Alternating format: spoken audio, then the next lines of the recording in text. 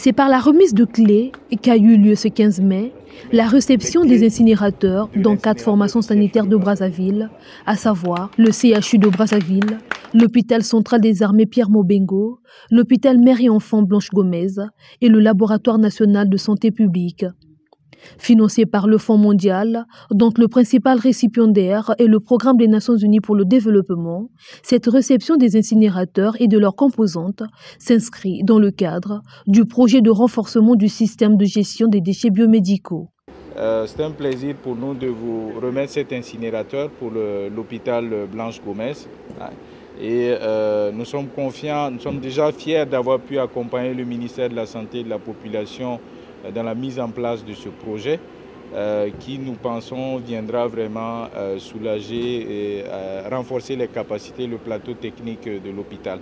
Installés l'année dernière, ces incinérateurs de marque Macrotech de type V32 et V50, avec une capacité d'incinération de plus de 30 kg par heure, viennent pallier à la problématique de gestion de déchets générés par les formations sanitaires de la capitale et contribuer à résoudre la question de pollution environnementale causée par les résidus médicaux. Une formation des opérateurs et maintenanciers des 4 sites a eu lieu bien avant cette cérémonie de remise officielle des incinérateurs, dans l'optique de familiariser les usagers aux fonctionnalités de l'équipement.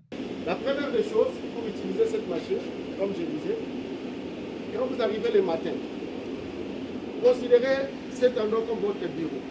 Je pense que tout le monde aimerait avoir un bureau sur propre. Après les usagers, ce fut au tour des responsables des formations sanitaires de prendre connaissance du matériel. Nous avons cet apport de commande. C'est comme un ordinateur. Mais au moins, l'ordinateur va aider à garder. À l'hôpital Blanche Gomez, au CHI, ce sont des V50, des machines un peu plus grandes que les V32 que nous avons au laboratoire national et aussi à l'hôpital central des armées de Brazzaville. Généralement, la machine est capable de brûler presque toutes sortes de déchets. Sauf qu'avec toute machine, tout engin, il y a des normes, il y a des choses qu'il faut respecter. Raison pour laquelle on a essayé de catégoriser tous ces genres de déchets afin de nous permettre d'avoir de bons résultats. Donc, il y a des déchets qui vont accepter 30 kg, qui vont accepter 40 kg, qui vont accepter 50 kg.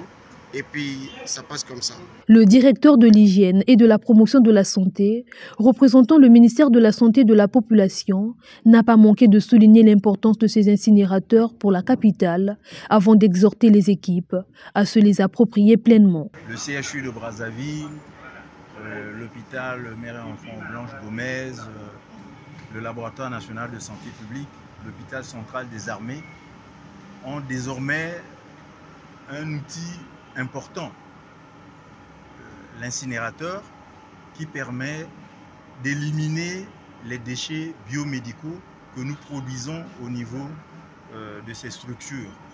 Nous voulons, au nom du ministre de la Santé et de la Population, le professeur Jean-José Ribara, qui a tenu à ce que ce problème soit réglé dans le cadre de la gestion des déchets biomédicaux, remercier le Fonds mondial à travers le PIA, qui est le PNUD, qui a mené à bien ce projet. Et nous espérons que les utilisateurs vont faire un bon usage et que la gestion des déchets sera effectivement sécurisée. Satisfaction exprimée tour à tour par les bénéficiaires. En tout cas, merci.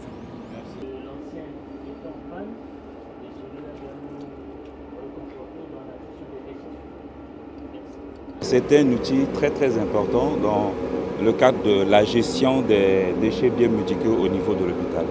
Et nous en prendrons entièrement soin et nous veillerons à ce que ça soit utilisé aussi également très bien. Merci.